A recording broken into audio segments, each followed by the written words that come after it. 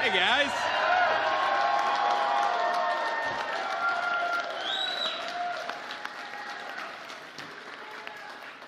Well, thank you. It's great to be back in Michigan. You know, I've missed it a little bit. We haven't spent so much time in Michigan since the election, but it's good to be back in God's country. And I got to tell you, every opportunity I get to get the hell out of Washington, D.C., that is a good day. That is a good day. I want to thank Kelly Loeffler for that incredibly kind introduction. You know, Kelly is doing a great job at the Small Business Administration. You all would be shocked if you realized how much fraud we found even at the Small Business Administration. I'm talking about like dead people getting loans from the SBA. We don't want dead people getting loans from the SBA. We want American workers and American businesses getting loans from the Small Business Administration, and Kelly is doing a great job making sure that we do exactly that. I want to say thank you to Paul. It's great to be here at Vantage Plastics, a great American company with great American workers.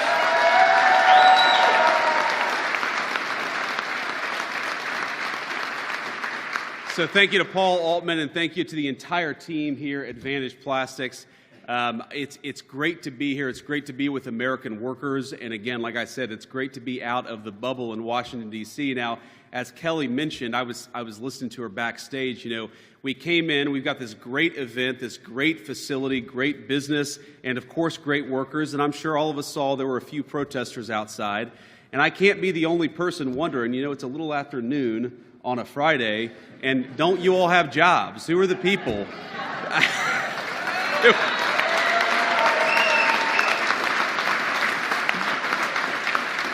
And I think that's one of the reasons why we've got to rebuild American manufacturing and support great companies like Vantage Plastics, because we want those people to get off the streets and back to work. It'd be good for them, and it'd be good for everybody else, too.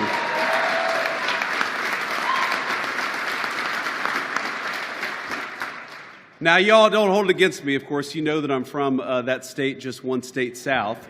But we know in the industrial Midwest that companies like Vantage give Great Lakes states the reputation that we know it is the powerhouse of American industry, and that makes it the powerhouse of world industry.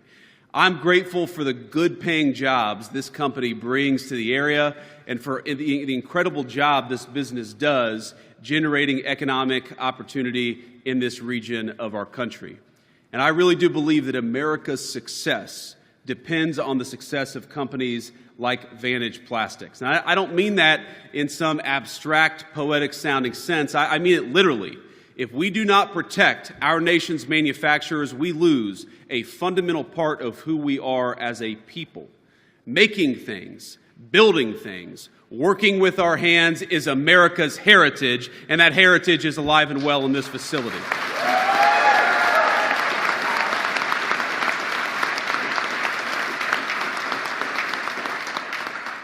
Now, our frontier spirit would have done us little good in conquering the continent if we couldn't manufacture the railway track, the steamboats, the dynamite, and everything else needed to do so. American industry, American workers famously won the Second World War. American industry took us to the moon. It enabled the Silicon Revolution that created the most precise and sophisticated jobs imaginable in any field, demanding mechanical expertise on the scale of nanometers, which is so small you can't even see it. But over the years, I hate to say, we have squandered that heritage in the United States of America. Not in Vantage Plastics, thank God, but all across our country. Between the 1990s and the election of Donald Trump the first time back in 2016, this country lost 5 million good manufacturing jobs. And we saw over 90,000 American factories, great American factories, shut their doors. And as I know I don't have to tell anyone here today, when we lose the ability to make our own stuff, we abandon a way of life, one that has sustained towns like Bay Cities and countless other communities from Middletown, Ohio, to a ton of communities all across the Midwest. Being able to make things is good because it creates self-sufficiency as a nation, and it creates self-sufficiency in our people. And more importantly, manufacturing jobs are good for our workers. Now, we know this. You all know this. They pay a premium of 10% compared to wages in other fields and other roles. They often come with the good benefits and the good job creation that drives the kind of economic opportunity that we want to see in our country. When we deindustrialize, when we lose those good jobs that allow us to support families, those are the kinds of things that we lose. And I think that we need a president, and thank God we have a president that thinks we're going to bring it back, and we are.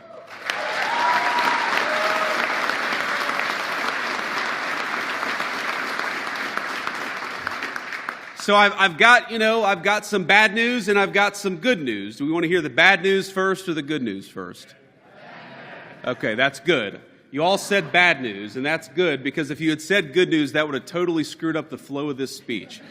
I got to start with the bad news a little bit, then we talk about the good news. But here's the simple truth. The very simple truth is that, unfortunately, the last administration left us with a terrible economy. They left us with sky-high prices. They left us with home values that had doubled in just 4 short years, meaning a lot of American families couldn't afford to buy or to rent a home. They left us with a historic debt crisis. Did you know that in the history of the United States of America, we have never had deficits and debt so high as we had under Joe Biden's leadership? And what did all that peacetime debt and deficit, what did all that spending, what did all that waste and fraud get us?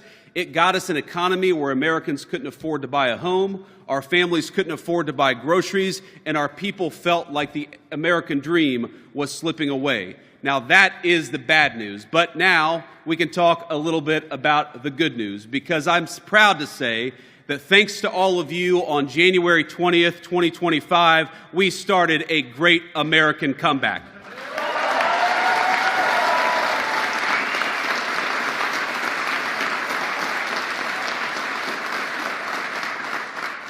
Last November, America re-elected a president with a simple goal: to power our nation's industrial comeback and once again make the U.S. the world's manufacturing superpower, and that is exactly what President Trump has sought out to do. Now, I have to be honest with you, the road ahead of us is long, but we are already, in just 7 short weeks, starting to see early indications of the president's vision becoming our shared American reality. This February, the president's first full month in office, America gained 10,000 American manufacturing jobs. Now, compare that to last year, when under the Biden administration, we were losing an average of about 10,000 manufacturing jobs per month. That's over 100,000 jobs in manufacturing lost in a single year under Joe Biden. And we got to ask ourselves, what has driven the turnaround? Well, first of all, President Trump has been clear about his plan, about our administration's plan. Our goal is to make it easier and more affordable to make things again in the United States of America. If you invest in America, in American jobs, in American workers, and in American businesses, you're going to be rewarded. We're going to cut your taxes. We're going to slash regulations, and we're going to reduce the cost of energy to build things right here in this country that all of us love. But if you try to undercut us and build outside of our borders, the President Trump's administration has got nothing for you. If you want to be rewarded, build in America. If you want to be penalized, build outside of America. It's as simple as that.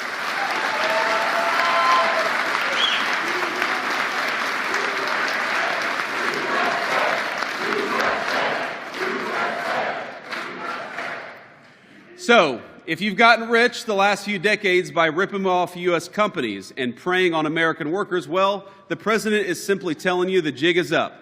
If you want to manufacture in China, which has the worst and most punitive economic policies towards us anywhere in the world, then you are going to have to pay the consequences. And what we're seeing already is that the world is starting to listen. They appreciate that we're in a new era in the United States.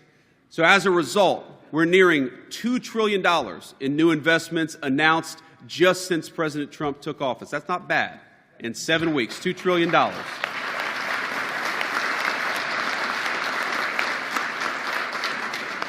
From auto companies and chip makers to paper and electrical product manufacturers, companies from all over the world have announced new plants and big expansions of existing plants in the United States of America. We've seen car factories say 2 months ago, that they were going to ship American jobs off to Mexico, and 7 weeks ago they started singing a different tune.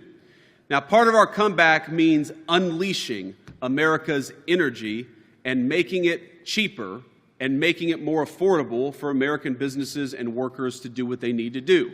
So, day one in office, President Trump ended the Green New Scam and ended Biden's war on American energy.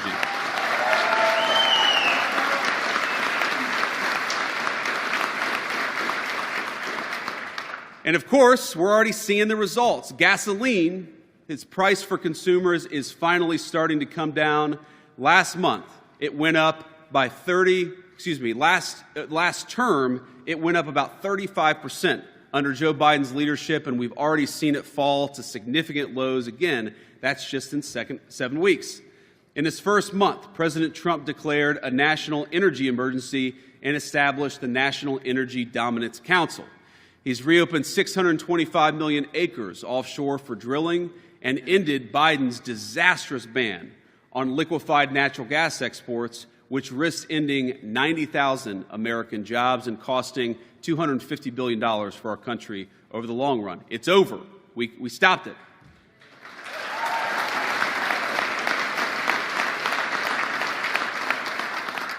Now, in doing so, the president paved the way to approve 2 new massive projects in the United States. And I got to say, it's kind of funny to see some of our Democrat governors in various parts, I won't mention which states exactly, coming to the Oval Office and begging for economic development under Trump's leadership that they knew they would never get under Biden's leadership. And I got to tell you, I carry a word from the President of the United States that we don't care, Democrat, Republican, or Independent. We want to build.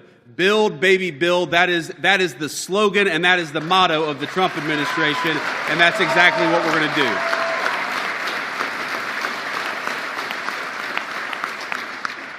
And most importantly, given where we stand here in Vantage, the Trump administration is working hard to slash regulations left and right. And I think, Paul, you'd admit the regulations, we got to get that stuff out of here. We got to make it easier to build stuff in our own country. We can't have people telling our great builders that if they want to start a factory or if they want to expand a factory, they're not allowed to. And that is the biggest thing I think the Trump administration is working on when it comes to renewing American manufacturing. This Wednesday, as a matter of fact, the administration announced a historic regulatory rollback at the EPA, which will provide relief from all sorts of heavy-handed rules. These include the Greenhouse Gas Reporting Program, which cost U.S. factories and power plants hundreds of millions of dollars, and that money is now going to be reinvested in American workers. And we remember the Clean Power Plan 2.0, which has imperiled America's grid by creating impossible restrictions on coal and natural gas plants that account for 60% of our power. You can't tell people to build in America while at the same time destroying American energy. That's what Joe Biden did. What Donald Trump is doing is saying, build in America and we're going to help you, we're going to make it more possible, and we're going to make it more affordable.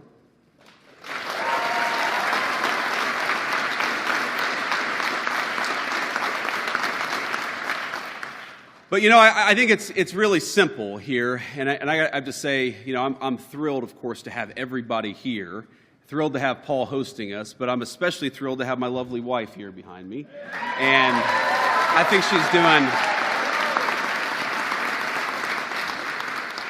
think she's doing a great job as Second Lady of the United States, and I'm so proud to have her by my side. And here's the thing, because the cameras are all on, anything that I say, no matter how crazy, Usha has to smile and laugh and celebrate it.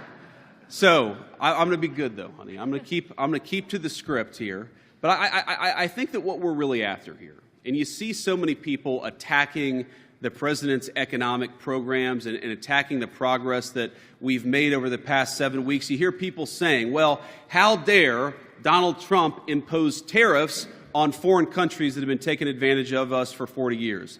And the answer is that unless you're willing to use American power to fight back against what those countries have been doing for a generation, you are never going to rebuild American manufacturing, and you're never going to support the American worker.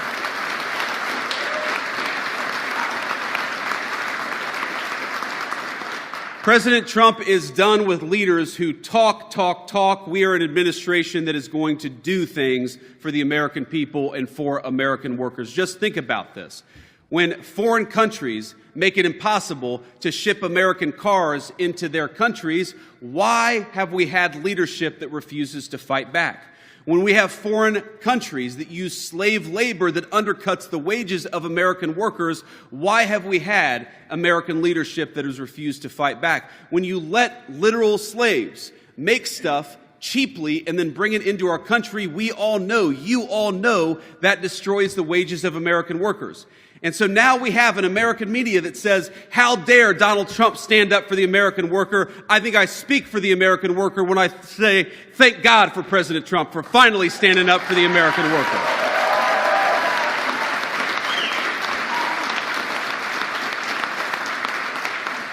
Enough is enough. For 40 years, the people of this country, the businesses, the workers, everybody have been neglected, they have been ignored, and they have had a leadership that refuses to stand up for them.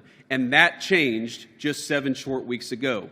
And that basic change, that basic idea that the purpose of the American presidency is to fight for the American people will guide our policy for the next 4 years. And I have to say, yes, this is not always easy, and it doesn't happen overnight. We came into office, again, with the largest peacetime deficits in American history, $2 trillion.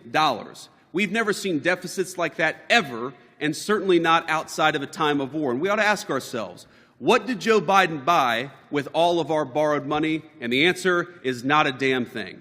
So we have got to take this country in a different direction, and that is what President Trump's economic policies aim to do. We are done selling out the American worker. We are done overregulating American businesses. We are going to be guided by a very simple principle. Build in this country, we cut your taxes, we reduce your regulation, we reduce your energy costs. Build in this country, make American manufacturing great again, and we are going to fight for you, and the president will too.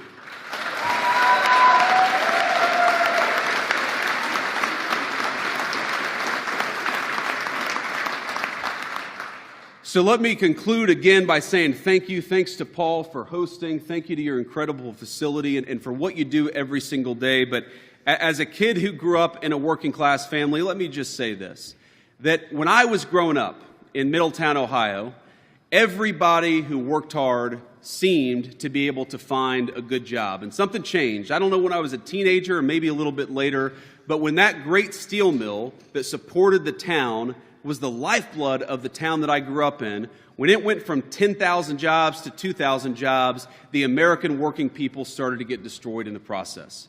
We can't keep doing that.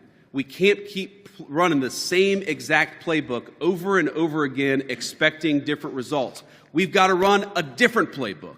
And 7 weeks ago, President Trump started to run that different playbook. We are not going to borrow from future generations to buy stuff that the communist Chinese make for us. We are not going to put people on welfare instead of giving them good middle-class American jobs. We are not going to drive housing through the roof. We're going to make it affordable again to afford an American home. That is what we're trying to do. And yes, my friends, it's not going to happen overnight. We're not going to be able to fix everything that Joe Biden broke. But I think after 7 weeks, the progress is pretty good. Egg prices are lower than they were when we took office. That's good. We got gasoline is much lower than it was when we took office. We've got inflation at the lowest level that we've seen in many years for the American people. So we're making very, very good progress. But we know that 7 weeks is not enough. What we need to really rebuild American manufacturing, to really invest in the American worker, is not just 7 weeks of solid progress. It is 4 years of President Trump fighting for the American people every single day.